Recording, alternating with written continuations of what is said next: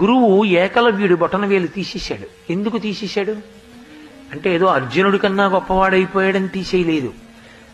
పాండవులు ద్రోణాచార్యుల వారితో కలిసి వేటకెళ్లారు. వేటకెందుకు వెళ్ళాలి? వాళ్ళు ధనుర్విద్య నేర్చుకున్నారు. ఒక పరిగెడుతున్నటువంటి మృగం మీద బాణం వెయ్యగలడా వెయ్యలేడా పరీక్షించడానికి తీసుకెళ్లాడు.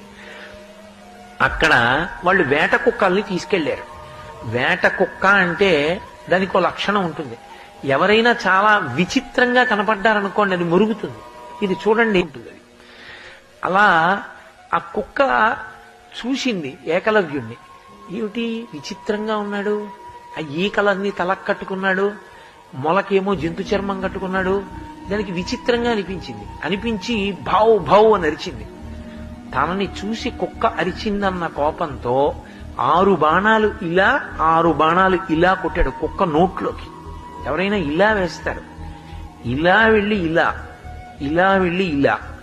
6 బాణాలు కుక్క నోట్లో కింద దవడకి, 6 బాణాలు పై దవడకి కొట్టాడు. కుక్క నోరు మళ్లీ మూసుకోకుండా భౌవన అరవకుండా కొట్టాడు. కుక్క వగరుస్తూ వచ్చింది. చూశాడు ద్రోణాచార్యులు వారు. అయోగ్యుడికి విలువిద్య దొరికింది ఎక్కడో. ఒక కుక్కకి మొరగడం ధర్మం.